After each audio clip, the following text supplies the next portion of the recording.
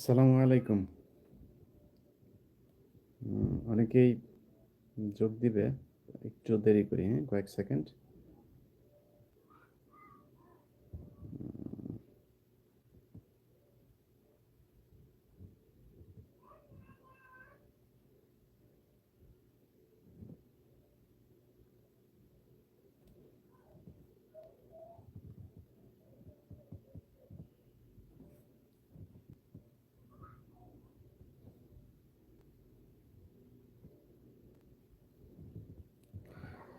ওয়ালাইকুম আসসালাম। আ নিশ্চয়ই আমার কথা শোনা যাচ্ছে এবং দেখাও যাচ্ছে পরিষ্কার। একটু জানাবেন।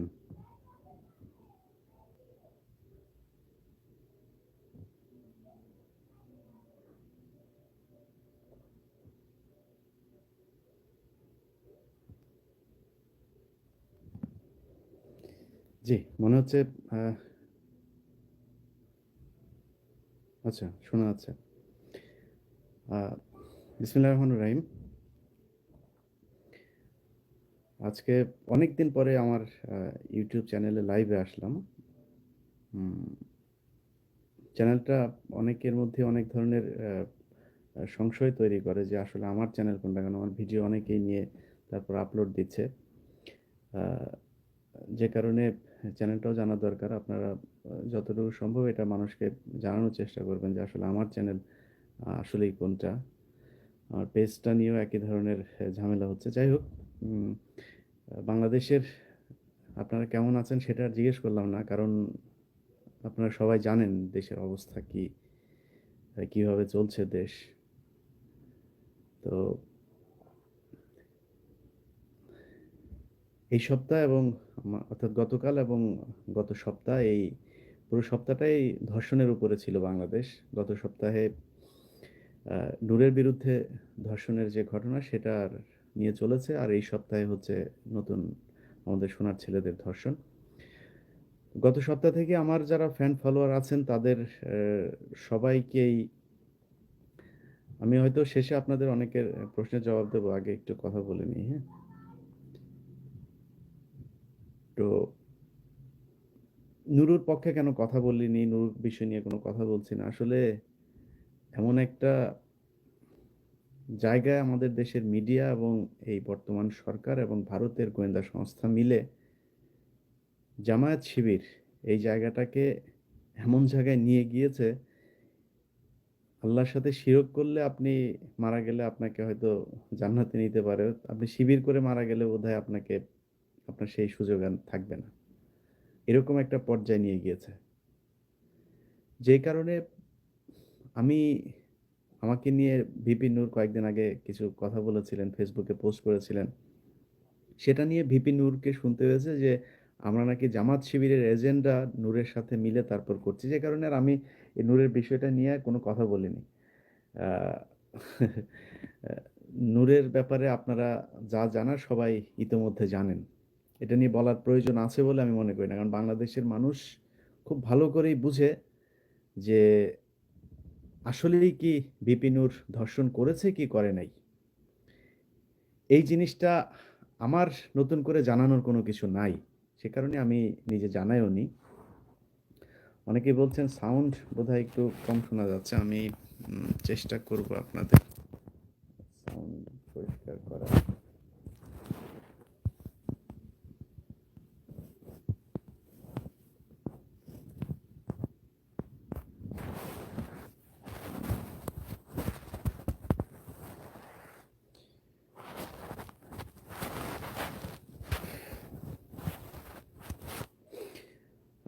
আশা করছি ওকে, ঠিক আছে। এখন গতকালকের অ্যা যে ঘটনা জামাত শিবিরের কথা যেটা বলছিলাম, তো জামাত শিবির খুবই খারাপ। এইটার নামে আমাদেরকে করে তারপর আমরা যে যৌক্তিক কথাবার্তা বলি, বাংলাদেশের মানুষের অধিকারের কথা বলি, ভিপি নূর বাংলাদেশে এখন একেবারে প্রধান বিরোধী দলের এক্সট্রিম দায়িত্ব পালন করছে। তাকেও জামাত শিবির বানানো হয়। যে কথা বলে জামাত মানে অ্যা বঙ্গবীর কাদের সিদ্দিকীর মতো মানুষ তাকেও জামাত শিবির বানানো হয়েছে। তো ওই জায়গাতে নিয়ে গিয়েছে কিন্তু আমাদের এখন মানে আমরা তো বলি, আমি নিজে দেখেন না আমার বাবা হচ্ছে গিয়ে ওই যে ভিডিও বের করেছে যে আমার বাবা নাকি রাজাকার ছিল। কেন বলেছে? কারণ আমি একদিন আমার লাইভে বলেছি। এখন আমার লাইভে যারা কমেন্ট করে তারা বলছে যে, তুই রাজাকার, এই সেই, তোর রাজাকারের ছেলে পাকিস্তানি, এই নানান কথাবার্তা বলে। ভাই লজ্জার কিছু নাই। ভারতের এই নব্য যে রাজাকার, অবৈধ পত্নীতলা কলকাতায় যারা তখন বর্ডারের ওই পারে ছিলেন, ওই পারে গিয়ে ভারতীয় দাদাদের সংস্পর্শে তাদের মায়েদের পরকীয়ার মাধ্যমে যাদের পয়দা হয়েছে, তাদের চাইতে আমরা পাকিস্তানি হইতে সমস্যা নাই। শিবির হইতেও সমস্যা নেই, রাজাকার হইতেও সমস্যা নাই। তো যে কারণে আমরা এখন প্রকাশ্যেই বলি, জামাত করি, শিবির করি, তো সমস্যা কোথায়? করি। সমস্যাটা কি? ভাই আপনি যদি মনে করেন আমি জামাত করি, শিবির করি, বাংলাদেশের ইতিহাসে আজ পর্যন্ত ধরুন আদালতের মাধ্যমে কয়েকজনকে ধর্ষক, তারপরে লুণ্ঠনকারী, অগ্নিসংযোগকারী বানানো হয়েছে না জামাতের নেতা? ৭১-এর ঘটনাটা মনে করেন বাদ দিলেন। মনে করেন ৭১টা বাদ। এই ৭১-এর পর থেকে আজ পর্যন্ত একজন জামাতের লোক, একজন শিবিরের লোক, বিশেষ করে শিবির, সবচাইতে বেশি ধর্ষণের অভিযোগ তো ছাত্রলীগের বিরুদ্ধে। তারা সেঞ্চুরিও পালন করেছে জাহাঙ্গীরনগর বিশ্ববিদ্যালয়ে। একজন শিবিরের সদস্য আমার সামনে নিয়ে আসেন, যার বিরুদ্ধে ধর্ষণ প্রমাণিত না, অভিযোগ উঠেছে ধর্ষণের। একজন শিবিরের লোক নিয়ে আসেন। একজনও নাই। যে কারণে আমাদের ভাই, মানে ওই দিনে আমার আগের একটা ভিডিওতে বলেছিলাম না যে আমারে ওসামা বিন লাদেন বানান আর আল কায়দা বানান আর তালেবান, যা ইচ্ছা বানান, কোনো সমস্যা নাই। কিন্তু আমার কথা হয়েছে আমারে জামাত বা শিবির বানাবেন, আর কোনো কিছু দরকার নেই। এই জায়গাটা শুধু আমি হইতে চাই না। এই কারণে জামাত শিবির হতে আমাদের এখন কোনো সমস্যা নেই। যদিও জামাত ইসলামের যে লোকগুলোর পিছনে আপনারা নিশ্চয়ই জানেন যে তাদেরকে ধর্ষক, অগ্নিসংযোগকারী বানানো হয়েছে, যেই কোর্টে এসব বিচার হয়েছে, সেই কোর্টের যারা বিচারক আছে তারা এখন পতিতালয়ে জন্ম নিলেও এত ভালো মানুষ বের হয় না। এখনকার বাংলাদেশে যারা আওয়ামী লীগের কথা শুনে কতিপয় যেসব বিচারকরা বিচার কার্য পরিচালনা করছেন, আপনারা নিশ্চয়ই দেখেছেন, শুধুমাত্র একটা প্রমোশনের জন্য তারা ৫-৬ জন মানুষকে ফাঁসি দিয়ে দিচ্ছে। সেটা সরাসরি সোশ্যাল মিডিয়াতে তাদের কথোপকথন বের হয়েছে। শুধুমাত্র আমার প্রমোশন দিয়ে দেন, যা বলবেন সেভাবেই রায় দেব। এটা একজন বিচারক, এইভাবে বিচার করা যায়? এখন যাদের বিরুদ্ধে বিচার করেছে, যাদেরকে অলরেডি ফাঁসি দেওয়া হয়েছে, সেই মানুষগুলোর সাক্ষী যারা দিয়েছিল, সেই সাক্ষীরা এখন সোশ্যাল মিডিয়াতে কথা বলছে যে মতিউর রহমান নিজামী আসলে এরকম ছিল না, আমাকে জোর করে টাকার বিনিময়ে সাইদিকে নিয়ে যারা সাক্ষী দিয়েছে হিন্দু মানুষ, তারা পর্যন্ত এখন সোশ্যাল মিডিয়াতে কথা বলছেন যে আমাদেরকে জোর করে টাকা দিয়ে মৃত্যুর ভয় দেখিয়ে তারপর সাক্ষী দিতে বাধ্য করা হয়েছে। এটাই হচ্ছে বিচার কার্য। তারপরও ধরে নিলাম যে ৭১ সালে তারা ধর্ষণ করেছে, কিন্তু ৭১-এর পর থেকে আজ পর্যন্ত ধর্ষণ কারা করছে? তো যে ধর্ষক, যে লুণ্ঠন করে, যে কিনা অগ্নিসংযোগ করে, তার তো স্বভাবই এরকম। এত তাড়াতাড়ি তো স্বভাব ভালো হওয়ার কথা না। তারাই তো এখনো ধর্ষণ হওয়ার কথা, কিন্তু তারা ধর্ষণ করছে না। তার মানে হচ্ছে ৭১-এর আগে যারা রাজাকার ছিল, যারা ধর্ষণ করেছে, সেই আওয়ামী লীগই এখন ধর্ষণ করছে। সেটার আপনার কনসিকুয়েন্টলি তারা এই কাজগুলো করে যাচ্ছে। যে কারণে আমি মনে করি এই ধর্ষণ এই জাতিটাই। মুক্তিযুদ্ধের সময় আপনারা যারা ইতিহাস নিয়ে ঘাটাঘাটি করেন তারা নিশ্চয়ই জানেন যে মুজিব বাহিনী আর মুক্তি বাহিনী, এই ২ টা বাহিনীর মধ্যে প্রকাশ্যে সংঘাত হতো। একদল আরেক দলের অস্ত্র কেড়ে নিত, একদল আরেক দলকে খুন করত। এই ২ দলের মধ্যে এক দলের নেতৃত্বে ছিলেন, মুজিব বাহিনীর নেতৃত্বে ছিলেন শেখ মনি, আর মুক্তি বাহিনীর নেতৃত্বে ছিলেন হচ্ছে তাজউদ্দিন আহমেদ। এই ২ জনের মধ্যে প্রকাশ্যে দ্বন্দ্ব হয়েছে, যেটা আপনারা, আমার কথা বিশ্বাস করার দরকার নেই, আপনাদের দলের লোক তাজউদ্দিন আহমেদ সাহেবের মেয়ে শারমিন আহমেদ, তিনার পিতা ও নেতা, এই বইটা পড়বেন। এই বইটা পুরা যদি পড়েন তাহলে আপনাদের আব্বা সম্পর্কে, খালু সম্পর্কে, দুলাভাই সম্পর্কে অনেক কিছু জানতে পারবেন। এটা পড়ে নেবেন। এখন এই যে ধর্ষণ যেটা ঘটলো, আপনারা মনে করছেন যে এটা আপনারা খুব তৎপর ফেসবুক, সোশ্যাল মিডিয়াতে, কেন আমি কথা বলি না, কেন ও কথা বলে না? আরে ভাই, কথা বলে লাভ নাই। এই যে ধর্ষণ, আমি আজকে যে শিরোনাম দিয়েছি আমার লাইভের, এই ধর্ষককে সামনে মন্ত্রী বানানো হবে, এমপি বানানো হবে, এসপি বানানো হবে, ওসি বানানো হবে, এগুলো বানানো হবে। কিভাবে জানেন? বাংলাদেশে আগে ধরুন করা হতো, মনে আছে না আপনাদের, চারিত্রিক সার্টিফিকেট নেওয়া হতো। সেটা কে দিত? এলাকার চেয়ারম্যান দিত, যে আমি তাকে চিনি ব্যক্তিগতভাবে, তার চরিত্র ভালো, তার সম্পর্কে কোনো খারাপ কোনো রেকর্ড নাই।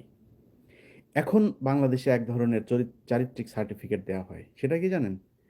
আপনি আওয়ামী লীগ করতেন কিনা, ছাত্র বয়সে আপনি ছাত্রলীগ করতেন কিনা, এই প্রমাণ আপনাকে দিতে হবে। এমপি একটা রিকমেন্ডেশন, একটা লেটার দিবে, সেই লেটার দেওয়ার পরে আপনার চাকরি হবে, এছাড়া সরকারি কোনো চাকরি হবে না। আমি যদি মিথ্যা হয়ে থাকি একটু কাইন্ডলি উত্তর দেবেন।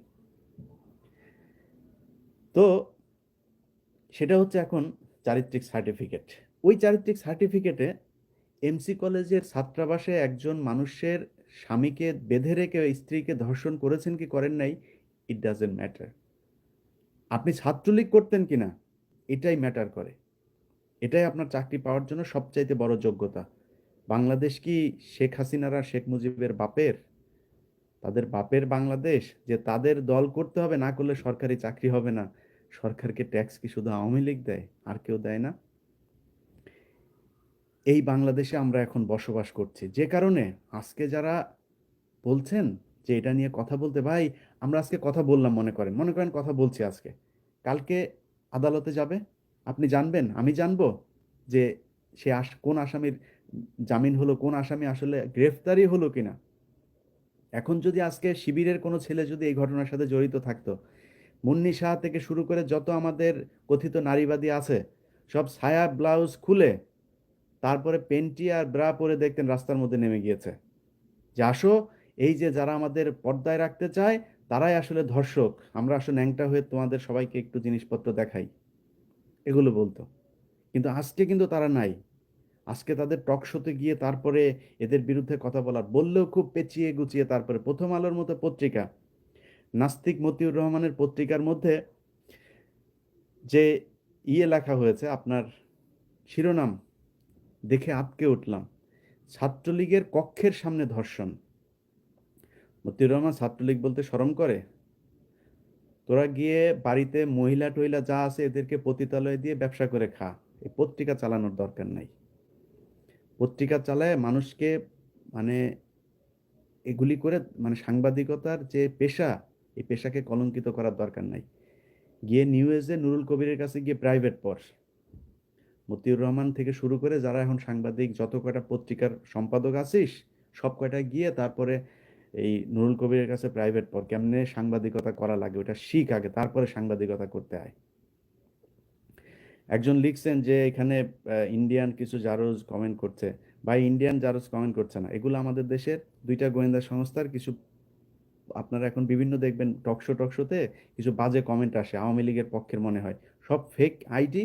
আর হচ্ছে তাদের একটা গ্রুপ তৈরি করেছে, এই গ্রুপের কাজ হচ্ছে বিভিন্ন জায়গায় তারা, সোশ্যাল মিডিয়াতে তো এখন সাধারণ মানুষ সবই তাদের বিপক্ষে, তাদের পক্ষে কমেন্ট করার লোক নাই, এজন্য তারা সেই গ্রুপগুলো তৈরি করেছে। এটা দেখে আপনারা ভস্কাবেন না, এটা কোনো সাধারণ মানুষ না। কোনো মানুষ যে মানুষের মায়ের পেটের থেকে তারপরে জন্ম নিয়েছে, সে কখনো এই বর্তমান আওয়ামী লীগ করতে পারে না। আওয়ামী লীগ করতে পারে, কিন্তু এই বর্তমান আওয়ামী লীগ করতে পারে না।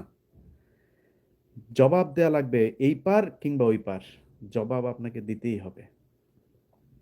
আমরা যারা কষ্টে আছি, আমরা যারা বিপদে আছি, এসব নিয়ে মানে হাই হুতাশ করার কিছু নাই। আল্লাহ অনেক ভালো রাখছে, আল্লাহ অনেক ভালো রাখছে। যেসব মানুষ দেশে থেকে আন্দোলন করতে পারে না, কথা বলতে পারে না, সমস্যা নাই, যারা চুপ করে আছে তারাও আল্লাহর কাছে নামাজ পড়ে তারপর পদ দোয়া করে। এত সোজা না। শেখ হাসিনার শেখ হাসিনার যদি পতন আর তার শেষ যে ধ্বংস, সেটা যদি নাকি দৃষ্টান্তমূলক না হয়, আমি মুসলমান থাকবো কিনা আমার সন্দেহ আছে। আল্লাহর উপর থেকে বিশ্বাস অনেক কমে যাবে, অনেক কমে যাবে বিশ্বাস। আল্লাহর কাছে দোয়া করি, বাংলাদেশের মানুষকে আল্লাহ হেফাজত করুক। এর চাইতে বেশি পর্যায়ে যদি যায় কি হবে জানেন? আপনাদের চেতনাবাজ লোকের একটা উম, তথ্য দেই, হ্যাঁ। ধরুন, যে শিরোনাম দিয়েছি না যে ছাত্রলীগ আপনার ধর্ষণ করলে কিভাবে এমপি হওয়া যায়, আমরা তো আপনাদের শেখ মুজিবুর রহমানের ব্যাপারে জানি। তিনি আহ, শেষ নবীদের মতো একজন পয়গাম্বর ছিলেন। তিনি আপনার জীবনে কোনো পাপ করেন নাই, তিনার পুরা জীবনটাই ছিল একেবারে সুফিদের মতো নিষ্পাপ একজন মানুষ। তার সময়েই 1971 থেকে 75 বাংলাদেশে কোথায় পদ্মা সেতু হবে, কোথায় যমুনা সেতু হবে, এগুলো সব স্বপ্ন দেখে গিয়েছিলেন। তো বাংলাদেশে 5G নেটওয়ার্ক আসবে, এটাও শেখ মুজিব স্বপ্নে দেখে গিয়েছেন। যে শেখ মুজিব বলাতেও শেখ মুজিবের নাম নাকি শ্রদ্ধা নিয়ে তারপরে কি বলতে হবে। ভাই, শেখ মুজিব আপনার আব্বা হয়, আপনি আব্বা বলেন। আমি তো শেখ মুজিবের গালি দেই নাই। গালি দিয়েছি বলেন? গালি দিয়েছি আমি শেখ মুজিবকে? শেখ মুজিব তার নাম এটা। আমি তো তাকে মুজিব বা টুজিব বা এইসব কুজিব বা এইসব বলছি নাকি? আমি কি তাকে ব্যঙ্গ করে নাম রেখেছি? আমি তাকে বলছি শেখ মুজিবুর রহমান। তো শেখ মুজিব তার নাম। আপনি বঙ্গবন্ধু বলেন, আব্বা বলেন, খালু বলেন, দুলাভাই বলেন, যা ভাল লাগে আপনি বলেন, সেটা আপনার ব্যাপার। আমি কি গালি দিচ্ছি তাকে? গালি দিয়েছি আমি তাকে? তো বাজে কমেন্ট কেন করেন? তো শেখ মুজিবুর রহমান সময়ের ধর্ষণকে কিভাবে প্রমোট করা হয়েছে সেটার আপনাদের চেতনাধারী লোক জাফর সারের ভাই হুমায়ুন আহমেদ সাহেব, তিনার একটা বই আছে, উপন্যাস, সেটার নাম হচ্ছে দেয়াল। সেই দেয়াল উপন্যাসে আপনার, আমি একটু আপনাদেরকে দেখাই সেই পৃষ্ঠাটা। পৃষ্ঠার নাম্বার হচ্ছে, একটু মাফ করবেন, আমি পিডিএফ ফাইল থেকে বের করছি তো। ওই বইয়ের 85-86, আমি মনে রেখেছি পৃষ্ঠাটা 85-86, এই দুইটা পৃষ্ঠা একটু পড়বেন। দেয়াল পত্রিকার হুমায়ুন আহমেদের লেখা 85 এবং 86 নাম্বার পৃষ্ঠা দুটা একটু পড়বেন। সেই পৃষ্ঠার মধ্যে লেখা আছে, আমাদের দেশের এখন অনেক মানুষ আছে, মতিউর রহমান নিজামীর মুজাহিদের গাড়িতে পতাকা দেওয়া হয়েছিল, এই জন্য ওনাদের চেতনা চেতে যায়। তো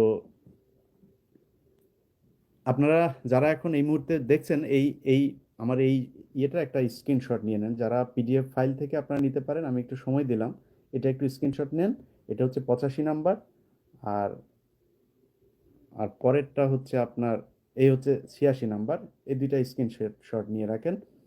আমার আপনারা বইটা সংগ্রহ করতে না পারলেও একটু এখান থেকে হলেও পড়ে নেবেন। তো এই পৃষ্ঠার মধ্যে লেখা আছে, একজন বধূ, নববধূ, তার বিয়ে হয়েছিল সেদিন। তাকে বরযাত্রী থেকে তুলে নিয়ে যাওয়া হয়েছিল তার স্বামী এবং গাড়ির যে ড্রাইভার, দুইজনকে খুন করা হয়েছে। আর সেই নারীর লাশ পাওয়া গিয়েছিল টঙ্গী ব্রিজের নিচে 3 দিন পর। তাকে ধর্ষণ করে তারপর হত্যা করা হয়েছে। হত্যা করেছে কে? আজকের যিনি মুক্তিযোদ্ধা বিষয়ক মন্ত্রী আ.খ.ম. মুজাম্মেল হক। সে মুজাম্মেল হকের বাবা তাকে যখন ওই এলাকার, তখন তো সেনাবাহিনীর নিয়ন্ত্রণ ছিল সারা দেশেই, তাদের ক্যাম্প ছিল, অস্থায়ী ক্যাম্পগুলো।